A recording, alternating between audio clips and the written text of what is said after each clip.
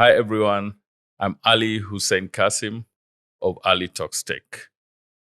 Welcome to this episode of our journey towards talking about the African tech story.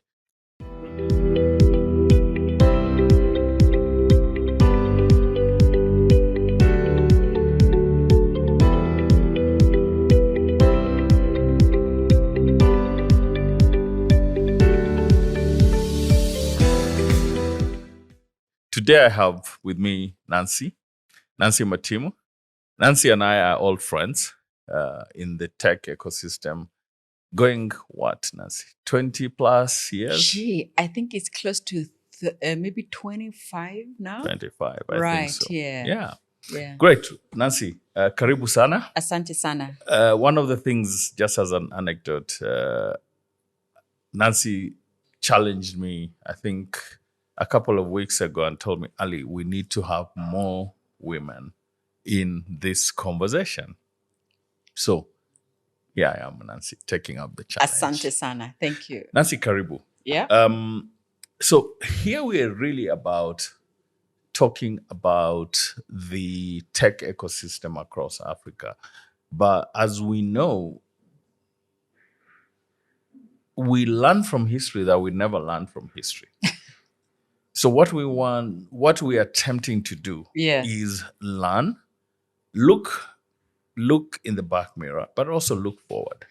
Make sure that we align both the lessons from history and the lessons that are coming now, that are happening now, and hopefully start looking through the crystal ball, so to speak. So Nancy, here today, we really want to hear your story. Who is Nancy? Where have you come from? But let's start from your current role first. Yeah. As founder and director at Serrari Group. Right. Okay, great. Thank you very much, Ali. So I am the founder and director of Serrari Group. And many people ask me what does Serrari mean, and I'll tell you that in a couple of minutes towards the conversation. But basically what we're doing is powering financial freedom by enabling people to access financial literacy, because we believe financial inclusion and financial empowerment will not completely gain root and ground unless we address the issues of financial literacy, which is basically the basic understanding of how budgets work, how to plan your money, understanding how to work with your money, understanding how interest rates work, and then understanding how investments work. Please break down financial freedom for me. Okay. And for my listeners and viewers. Okay. So we took a bit of some time to try and study different constituents of the target segments that we are looking at. And we looked at individuals, small investment groups, and also looked at small businesses. And one of the things that people struggle with every day, so if you look at the continuum of the experience that you have with money, that you start from a very stressful situation. Stress in terms of, I have dreams, I have so many competing needs, but I only have so much money. And if you don't deal with it, you become a prisoner of that space. Yeah. So to free yourself and to be able to live comfortably, because it doesn't matter how much money you make. You can make 1 million shillings, you can make $10,000, you can make 1 billion shillings. But if you don't address the relationship you have with money, you will never be financially free. And part of the biggest benefits of being financially free is also getting time freedom. Okay, financial freedom comes with when your money starts to work for you. Right? And you can actually say, I can sit back and not even do anything, and I have my money working for me. That's interesting. Including being able to live off interest, running your organization, and general operations using interest income. How does Fintech connect all this? Okay, so a lot of this, the most pervasive activity that we do every single day, whether it is interacting with friends and family, at one point or the other, you will exchange money. Yes. Every element of your life has something to do with money moving, right? And therefore, what we are doing is they're figuring what is that space that you are in terms of the experiences that you deal with every single day and the interactions, and then designing designing use cases and customer journeys to be able, technically enabled using digital platforms to be able to help you with that journey. Let me give a very simple example. Okay. So if I want to buy insurance today, first and foremost, we don't go out to buy insurance because we don't think we need it in the first place. Yeah. All right. And that's the starting point. So, and even when you come to tell me about insurance, I don't trust you. So usually I will wait for my cousin or someone who's very close. If you ask many people, they actually get to know about insurance from there. Can we step back a bit there and talk about trust for a minute? Absolutely. Why is it that you said, if you come and sell me insurance, I don't trust? What's the issue there? Because a lot of us have confused insurance for a very long time for an investment tool, whereas it's actually a preservation, a risk management and wealth preservation tool, right? So we expect that when we insure, we should get something out of it, but you're actually insuring a risk, as a matter of fact. So that's the first problem. Okay? So the risk comes in the misunderstanding of exactly what that specific tool is supposed to do for you. Okay. Right? And then unfortunately, a lot of us, until maybe you have a little bit more money, the banks will not come to you and talk to you about investment products. True. Yeah. True. And what I found, and in fact, one of the things that we are seeing at Serrari is that we are solving, the biggest problem we are solving for is actually a trust problem using technology.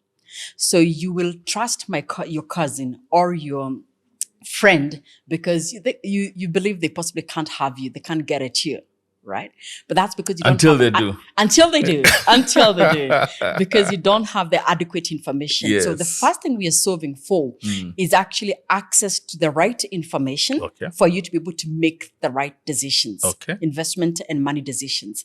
And that's where the primary product that we've taken to market is actually a platform on serrarigroup.com that gives you access to information on individual and or what you call personal and business tips.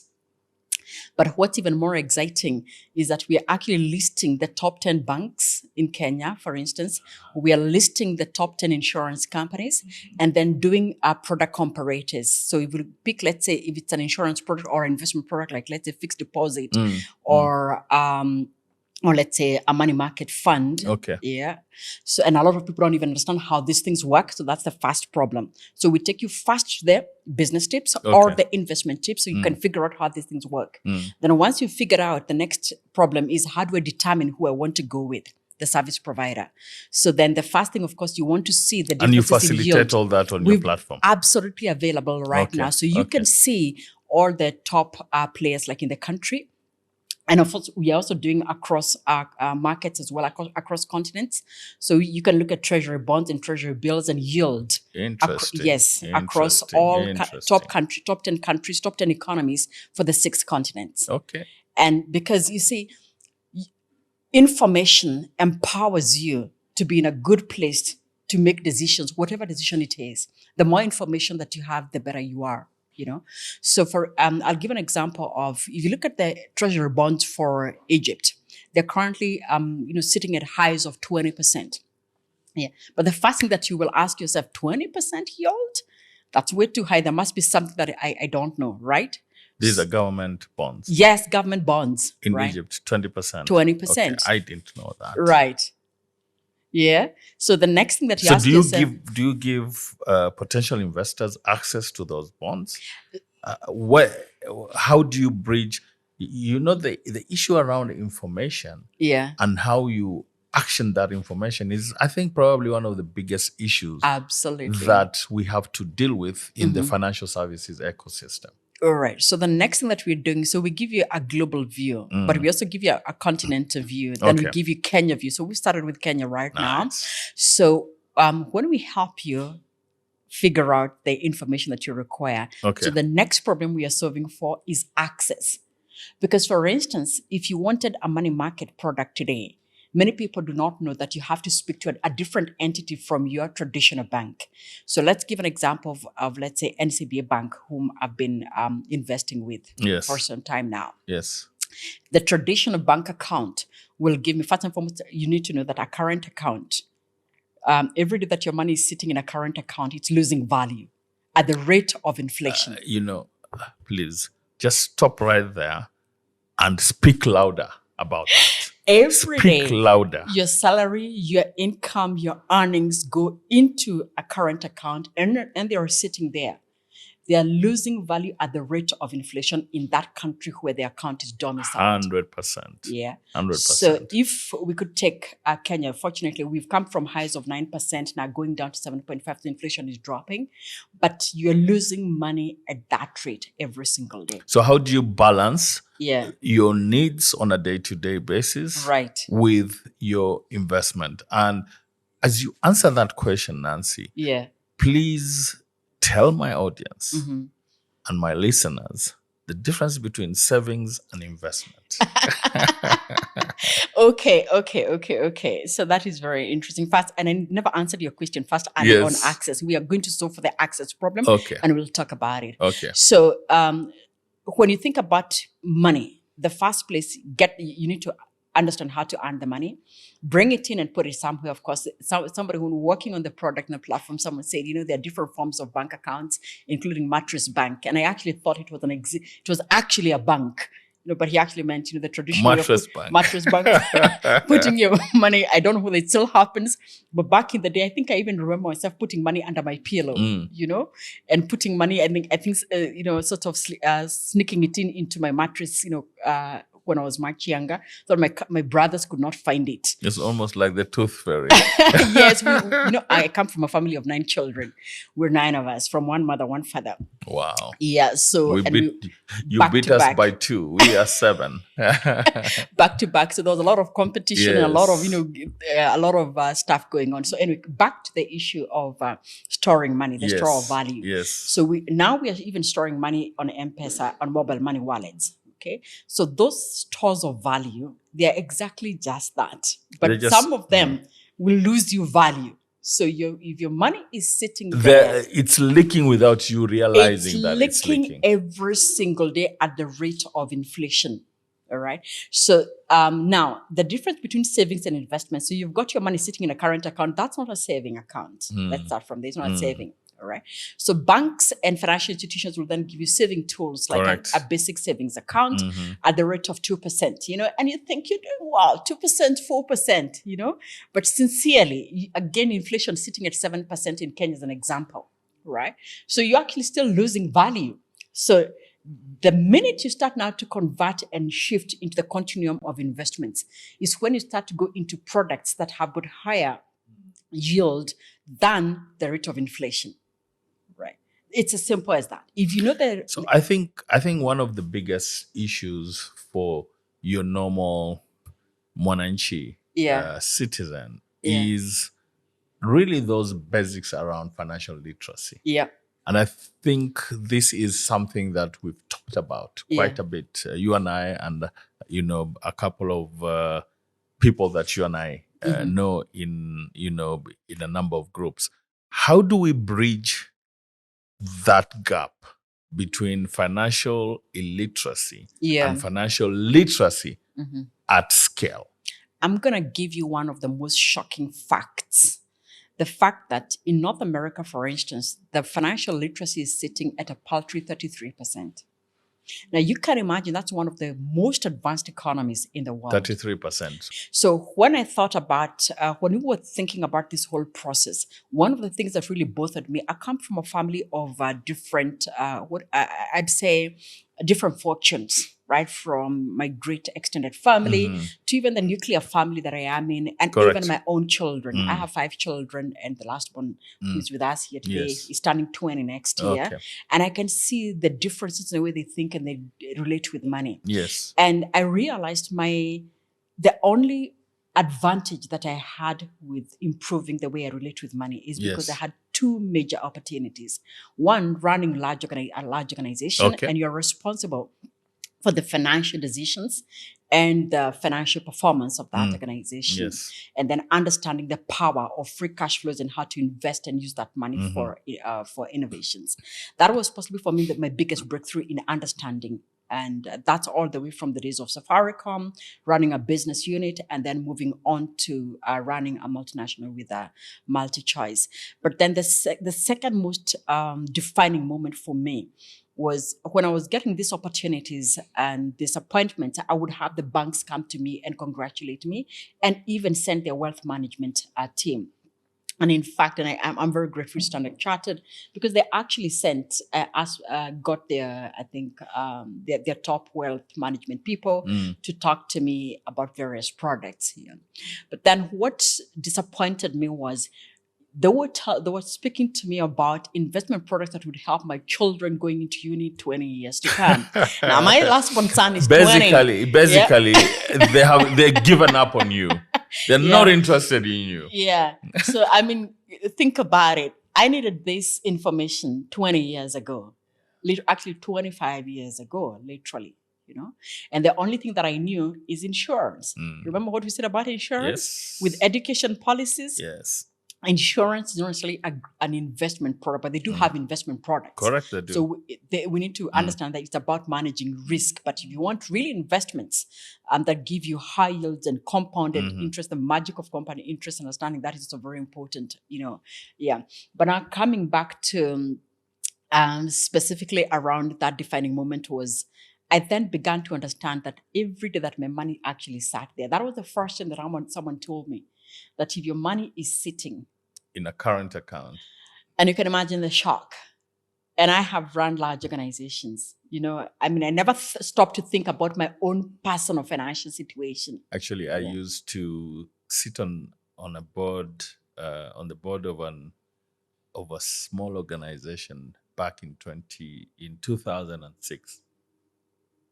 And I chaired the finance committee of that board. Right. And one day we were sitting and we're looking at our bank statement. And I'm like, why is all this money sitting in a current account? And just trying to explain to my fellow committee members that we are a cog in OPM, other people's money. And we are not doing anything about this. This has to change.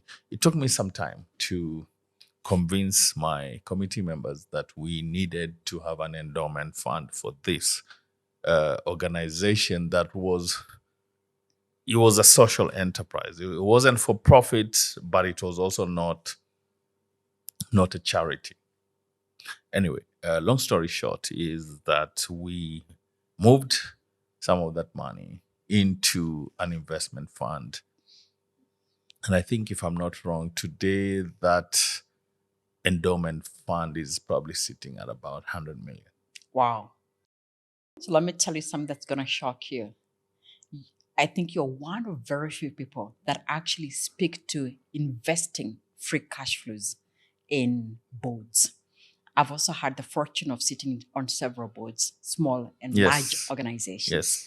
And when we started doing this work at Serrari, so I actually, when I was looking at the financials, I looked at the financials and I said, in the meeting, the strategy and resources committee, which covers finance, for a fairly large organization that runs into billions, and there was quite a bit of money, good amount of money sitting. We're talking about close to sitting in current accounts, billions, because their turnover is a billion. And I asked, where is this money sitting in? Because increasingly, after having run large organizations, I now understand the value of free cash flows more than I ever understood. Absolutely, absolutely. So, and trust you me, this organization is actually sponsored by financial professionals, the chartered accountants of this country. Interesting. And I've sat on this board for more than 10 years.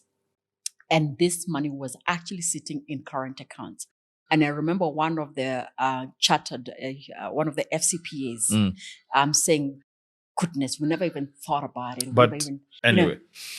So I didn't answer your question on scale. Yes, so please. That's where we're coming to solve the problem of scale. This information, I only have it because top bankers will come and talk to me when you're leading an organization or when you are they think you're making a little bit more money and therefore you're worthy the conversation of wealth management, But wealth management starts with those basics of understanding the issues of inflation. So the way to actually solve for it, there's no other way but digital. We know that. Democratization of access of any information and addressing that dichotomy of or dissonance between access and those that have access to information is best done using digital. And that's why we thought, it's so simple. Let's all this information that we get, those of us that are privileged to access this information, why don't you put it on a platform that everybody can access wherever they are at globally and also locally, and can be accessed at the palm of your hand using the internet, as simple as that. So that's what Serrari is doing. That's what Serrari is doing, democratizing access. Great, fantastic. Nancy, let's now step back a bit and go back to how you got here. I remember you and I working together at a mid-size computer reseller way back in mid-90s? It was 99, 2000. 99, 2000. Right, because my daughter had just been born. And my husband would bring my daughter in the nights for me to breastfeed my daughter because we do late nights. 20 plus years later, here we are again. Yeah. How's the journey been? What are the learnings? And I think it's also important. I'm a father of 3 girls. Let's talk about, I know people talk a lot about the boy child, that the boy child is being neglected. Yeah. But today, let's talk about the girl child in technology. Let's hear your story and let's talk about how we can empower the next generation of young people, both male and female, in this space. And I agree the boy child is actually getting neglected. That's why, personally, I've also taken a personal challenge to actually be part of that movement that's going to make a difference. So where did I start? Mm-hmm. I was 18 years old, finished, I was actually 17 years old, finished high school in Loreto High School in Muru. And I come from a family of 9 children. I say 2 boys and 7 girls. And one of my uncles that I really admired was an accountant. He was flossing, living well, driving a yellow Peugeot 504, and we thought he was the funkiest, coolest guy. Yellow Peugeot 504. 504, and my uncle George had actually just come from Canada, and his whole aura, everything was just what you possibly have wanted to be. And I remember when I just finished high school, all my sisters, who are ahead of me, my mom, who was a teacher, she's an economist by training. She's since moved passed on, unfortunately, and she was an economist by training all the way to University of Nairobi. One of the very early women to have gone into uni from where an economics degree. Yes, and has had a huge influence into who I have become over time. So everybody would be shipped to either a teacher training college or some place. Come to Kianda. There was Faida Club, Faida Club to do some. I remember my firstborn sister came in to do some catering or something just to figure out, to keep you busy, And I figured out, man, I've seen 3 people ahead of me and I don't like it. I don't like what they're doing. I don't want to be taken to teaching. I don't want to do anything to do with catering. I love catering. I love teaching. But for me, it wasn't the coolest thing to do that point in time. So I spoke to my uncle and my auntie and I said, I want to come back to you. We've grown up in Murang'a. I want to come to Nairobi with you. On the 1st of January. So usually my auntie would come over, my auntie Njoki would come over to Murang'a. They'd spend the night and a couple of nights over Christmas. And I said, I'm coming back with you because I don't want to be given one of those. Yeah, and then she asked me, because what are you going to do? I said, no problem. My uncle then was working at School of Professional Studies, which now became in Aurora. But School of Professional Studies was one of the first institutions to actually have a computer. Wow. Okay. So he said, I said, you know what, I'm just going to go to where Uncle George works and I'm going to I am going to enroll. I actually enrolled myself without the approval of my parents. Wow. And I was hardly 18. And I enrolled myself into a secretarial course because I didn't know. I was given a prospectus. I was like, what course do you want to do? I said, no, let me just choose secretarial. And I went into class and my uncle found me in one of those classes. And he said, no, you are not made for this. I think you're too intelligent. Those were his words. Let's get you to do something different. So he put me into a class of cost accounting and financial accounting. Interesting. And then he said, I also want you to do computer classes. So my Uncle George has had such a tremendous impact into the story, into where I started off. And I think, of course, his exposure did help a great deal. And that's how I shifted. So you started as an accountant training? Yes, I did accounts training. Yes. So cost accounting, financial accounting, and then I went in to do computer applications. And those days it was about first starting to understand how DOS works. True. The C prompt, the command prompt.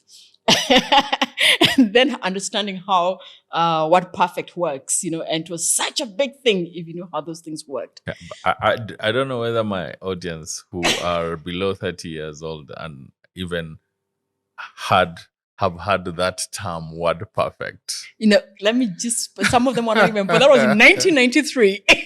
And DOS. Yes, that was in 1993. DOS, what perfect, Lotus 1, 2, 3, DBase 3, yes. Yeah. So I then, after about 2 months or so, I was so fascinated and so intrigued by the world of computing. I'd spent a lot of times in the computer lab. So somehow, somewhere, I was actually offered a role as a computer assistant, computer lab assistant. It was a fully paid role, permanent and pensionable. And I hadn't even gone to uni. Within the college. Wow. Right? But paying 5,000 shillings, which was fairly good. That was good money then. Yes, and I had a bank account, so I was feeling pretty good. At 18 with a bank account and, working doing computer stuff, I was feeling like I'm on top of the world. But I think, as people say, a lot of luck comes your way when your dreams get to a point of intersection with opportunity. But luck meets the prepared. Prepared. You can have luck, but if you're not prepared for it, it will just pass you over. Yeah. So that's how I got into computing, as a matter of fact. And then I'd get, gigs like, those days PJs were the order of the day. Come and help us, blow our computers or clean our computers, like make our computers work. So blowing computers was a big thing, if you recall. Yes. And would charge as high as 2,500 shillings to blow computers. And if you had a gig, like say for like a whole weekend, and you have like 2 organizations or 3 organizations, you've made a cool, possibly almost 7-5. Blowing computers, just cleaning computers. Cleaning computers. Basically. Yeah. And then so later on, then you get into showing people how to use computers, installing software. And those days computers never came. Floppy disks. Yeah, floppy disks, Not even CDs, floppy disks. Not even, the 3.5 inch, the 5 1/4. Yes. So I was in those days of the 5 1/4. That's where we all started. So I then went into helping people to also connect. So there's a long story to it, and I'll just cut it short. So somewhere along the way, I actually started making quite a bit of money. And I decided I'm not going to go to uni unless I'm going to do an IT course. Okay. And had been enrolled into Kenyatta University to do a course in environmental planning. And the only reason why I chose environmental planning is because some cool ladies from the United Nations, alumni of Loreto, came and told us about, if you want to work for the UN, this is an opportunity. This is what you want to do. I thought, how great, I'd like to work for the United Nations. So, but of course, my passion had nothing to do with that. Not that I'm big on climate action, but my passion really is deeply rooted in technology and ICT. Yeah. So my mother had to drag me literally about, I think, a month or 2 into when registrations were closing, and those were the days that you couldn't swap. So we're trying to change from Kenyatta University to go to JKUAT. That was not possible. It was a complete nightmare. She tried to use all sorts of forms of connection. That's why it's a sad thing that people believe that to do anything in developed countries, there has to be some connection. But we've made a lot of gains and progress now to be able to have another liberty to be able to do that. So after that, I went and had the opportunity of working for so many. I worked for before I sent to Shiba, there was just when you and I met. Yes. I sent to Shiba. Yeah, there was Simba Technology, there was Simba Telecoms. But before even that, there was Telerosa, where we taught high-flying individuals how to use computers. We had a carpeted office and carpeted training. So computer literacy was a thing. It was a big thing back in the day, and then from that point on, I was fortunate enough to actually work during uni. I was invited to work for Environmental Liaison Center. Yeah. So Environmental Liaison Center was an NGO, an international NGO based in Kenya that was helping United Nations and various other NGOs access dial-up services to be able to connect. So we were amongst the very first. There was HealthNet, there was Carisi Communications before Africa Online. Yes. So I worked for ELCI as the systems operator. And basically what we did was basically, I managed the server and then would leave and go physically to the offices and actually open up telephone lines and open up telephone boxes and, with the connectors and connect. And, people would go like, wow, like an email came. It was like magic, literally. Yeah. So from the days of the dial-up, then I also moved on to working on the Africa Virtualization Project with the World Bank that was seeing all the universities in Kenya get connected. And also, of course, get to use... Did that then come to be Kenneth? Yes, it actually became Kenneth. But at that point in time, it was just basically doing wide area networks, like area networks and wide area networks, and also deploying computing equipment and reprographic equipment, and teaching now the faculty and administration how to use the infrastructure. But digging up and laying fiber. We lay fiber back in the day before fiber was a thing of connecting universities. So I was actually domiciled in Maseno for a while and Kisumu. And that's maybe I have a very high affinity for Western Kenya and Kisumu because I lived and worked there for, I think, about 3 months or so. Okay.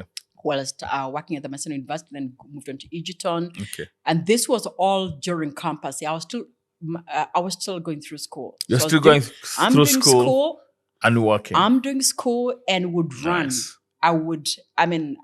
People actually thought I was a lecturer. I would go dressed, ready for work. And immediately class is done with my handbag. You're out. I'm out. I run, take a matatu, get into town and do whatever I've got to do. Sometimes take off. I also did a project with KTD as well at the training center, teaching the people how to use computers. I'll take it for a week or two, so miss a few classes, but still come back and be able to catch up. And sometimes I remember mom saying, you're working like 11 hours on a Saturday or 12 hours straight, running from one place to the other. I don't think you're going to drop. But I believe those different opportunities. Those formative years. Formative years. Were important. Were very important. Then I went on to Simba Technology, sold banking software, I also sold ERPs. I got exposed to the Oracle business suite. Then from there, I went on to Highway Africa, then got into foray of telecommunications with Serrari Broadband Communications. I spent a lot of time at Highway Africa. Yes. I mean, if you look at my timeline, you will say I possibly don't do 4 or 5 years. Okay. But I did about 5 years, 5+ years at Highway Africa. And we were the first satellite broadband communication organization in Africa, and we're possibly the biggest telecommunication company at that point in time. Grew to 32 African countries. When I joined, we were about 4 countries. We grew to 32 African countries. So I got exposed to the commercial side of also doing business as well and expanding. So exposure across Africa? Across Africa, yes. And not only that, I also, the MD, then Salim Suleiman, I'm absolutely grateful for Salim Suleiman. He picked me up as sort of his apprentice. And through the apprenticeship, he would expose me to even sitting on boards. I remember when Helios invested. Yes. Before Helios invested into Equity Bank, into Telecom Kenya, they had invested in Highway Africa. Into Highway Africa. And I remember sitting in some of those sessions with Babatunde Suyoye and even going as young as I was to London to represent the organization. And I mean, the exposure I got from Highway Africa was incredible. Wow. But then I started to see the shift in from satellite broadband communications to a very rapid shift into WiMAX technologies, fiber technologies, and now 3G, 4G as we know it today. And I started applying profusely to Safaricom. I wanted to work for the biggest and the most profitable organization. I applied for Safaricom, did more than 7 interviews for 7 different roles, and never got in. For one day, I mean, I just want to, that's really important for the young people to understand that it doesn't happen overnight. And things, some people say that I'm lucky, but, and I do believe I've been lucky, but like you said, opportunity does meet, The prepared. and luck finds those that are prepared. So I ended up here getting a call. I was in Lagos whilst working for Eyewear Africa on a Sunday. And I got a call, from those days the mobile phones had just started being, and I got a call on the mobile phone, and it was from Safaricom on a Sunday. On a Sunday, and they said, "Could you send your payslips? We think we've got an opportunity for you, and we'd like to talk to you, but we'd like to offer you this role." It was less than half what I was making. What's this about payslips and companies asking for payslips? Anyway, story for another day. So, but I actually got into Safaricom, got into a role, business service management. They said, "You say yes, you're coming from a telecommunications company, but the scope and the scale is different. Is very different, and would like to offer you this opportunity." I just wanted an entry and a foot in. Did you say you took a salary cut? I took a salary cut of half, 50%. Wow, 50% to get in. Yeah, but I've been very fortunate to have one of the most wonderful husbands and partners that you can get. Because the minute I tell my husband when I'm after, he goes like, "You know what, you do it. I'm the risk taker. You do it, go for it," because it always turns out to be something different. I think that's the thing about lessons, about partners. Yeah. I keep on telling my friends, my partners, some of the mentees that I work with, that your most important choice of a partner is not a business partner, is your life partner. Absolutely. And I think you've just sort of cemented that thought into my head.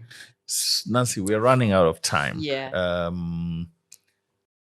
I can see that my producers are already starting to tell me to wrap it up.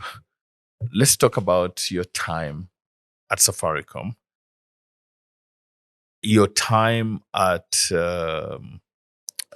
HF, where you are Chief Digital Officer, and wrap it up at MultiChoice, and now your entrepreneurial journey.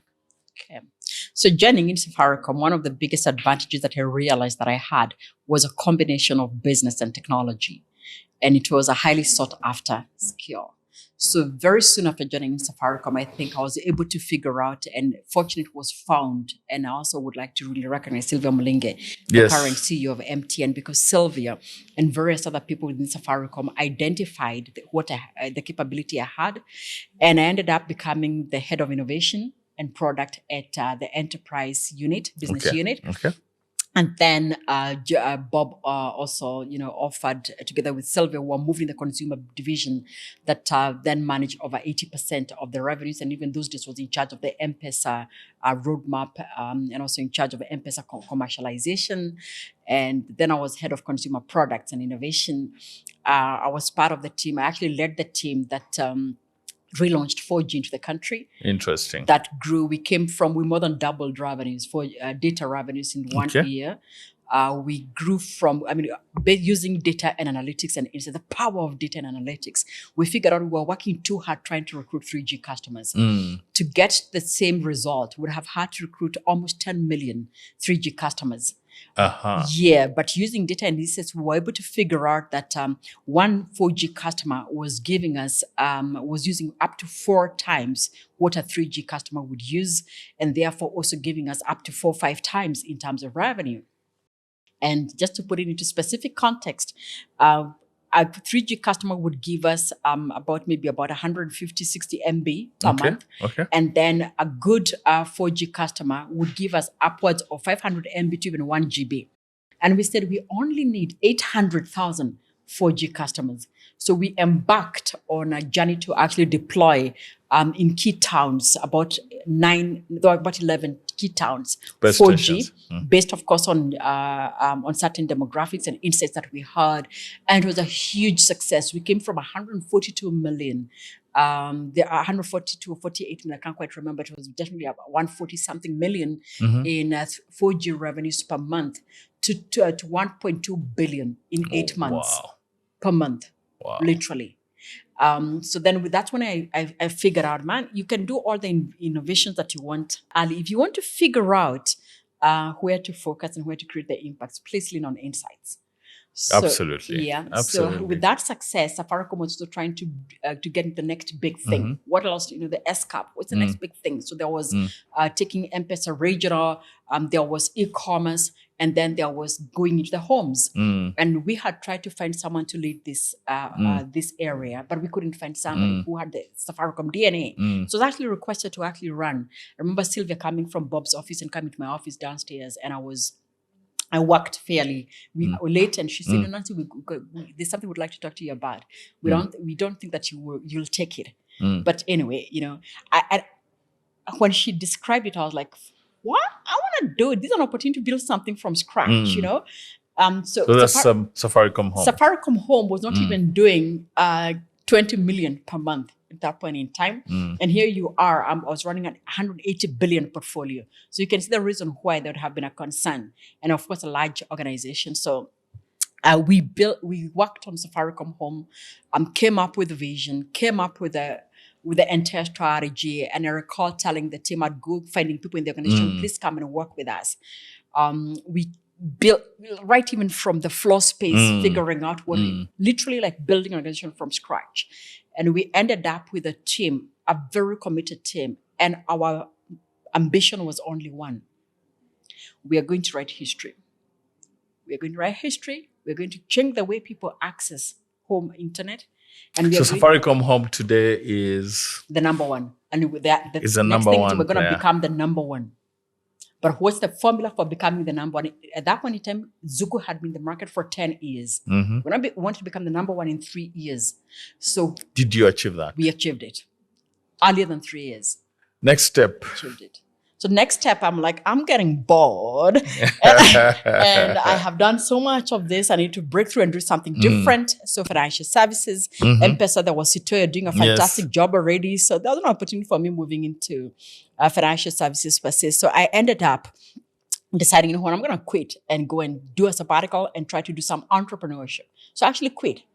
And you quit? I quit Safaricom to go and do some entrepreneurship and think. I wanted a sabbatical, and I didn't want to be, those sabbaticals that you sign a contract, come back because don't do this, don't do that. On freedom. You just quit cold turkey. I just quit.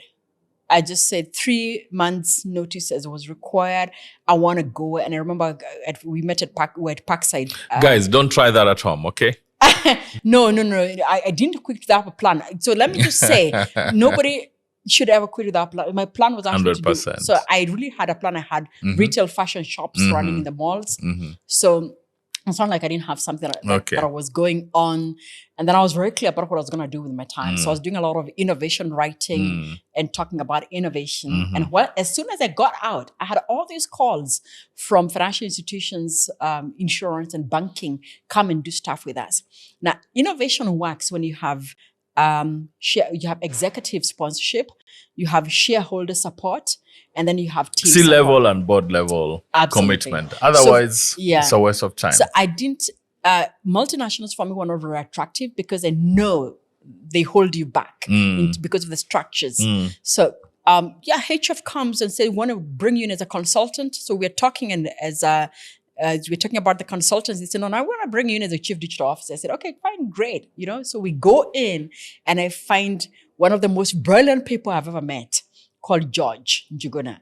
George was the CIO at that point in time at HF. And together, we looked at what he had already started, the journey he started in terms of building a digital financial services bank and a platform. The revenues at that point in time were 2 million shillings a month on digital using mobile. And, together, reorganizing, and, improving customer journeys and experiences. And then for me, the big job was actually to commercialize, leading the commercial activities. We launched HF Whiz, simple, fast banking transactions, and the first in the country that you could actually deposit money into without going into a bank. I remember that. And up to today, it's still actually capable. You can still do the same. I'm a customer. I don't know how many people, and it's so easy. You just, So we ended up actually growing the revenues in less than 6 months to 30 million per month from 2 million. Right. And whilst it, unfortunately, we ran out of capital to fund innovation. So I always say business moves at the speed of innovation. But innovation will move at the speed of capital, and that's why people do a lot of fundraising. That's true. Yeah, but of course, partnerships are important and crucial. So the roadmap started slowing down, and I was fortunate to have to get a call from MasterCard and say, "Come and do for us a presentation in Dubai, and tell us about what's happening in Africa, and maybe also do an interview." So I went and did a presentation and showed the landscape of Africa as far as payments is concerned. And in 2 weeks' time, they'll like come in and become our VP of market development. At MasterCard, I was leading market development, which is basically the acquiring business, Yes. and also the both traditional and online, and working with fintechs as well. But I love multinationals. But the one thing the multinationals do, they're too slow because of the bureaucracy. They're absolutely slow. And I wish I didn't have to say this, but it's a reality. Yeah. And for someone who has an itch for innovation, it kind of I was kind of feeling It holds you back. I'm not getting utilized, my potential. I kept feeling like you're not using enough of me. So then MultiChoice calls and says, we've been speaking to, MultiChoice had spoken to me for many years, I think almost 7 years, since the days of Safaricom. And they said, we've got a role for you. And I know we've spoken to you so many times, but this time around, we want you to become the MD of Kenya. Like, okay, that sounds interesting. So I met Maharage Chande, who was the regional director, and we spoke about the role. And then I joined MultiChoice with the sole aim of, first and foremost, reestablishing the brand. Yes. And bringing back the brand and giving it life, and bringing back the glamour that was associated with the brand, driving brand awareness and repositioning the entire company, but also getting the trajectory of innovation with getting to digital and streaming. And I think we did a fairly successful job. I don't know whether you felt, the change. I did. I mean, I had stopped using MultiChoice DSTV for a long time. Yeah. I think you and I had this conversation some time back. Yeah. And then World Cup came and it got me back into DSTV. But my experience with DSTV when I came back and before was day and night. Yeah. I did not have to walk into a shop. I did not have to worry about payment. Everything was on the mobile phone. So tremendous work that has gone on onto DSTV. I think that story of DSTV is still being written. Yeah. But you've left. Yeah. And Nancy, unfortunately, we have to bring this to a stop. I almost feel like we need to have a part 2 of this conversation. Yeah. Yeah. So, guys, we come to the end of this conversation with Nancy. Nancy, thank you. Thank you so much for an enlightening conversation. We will be following closely what you're doing. But now we need to wrap it up. Thank you guys for listening in. Asanteni sana. Thank you.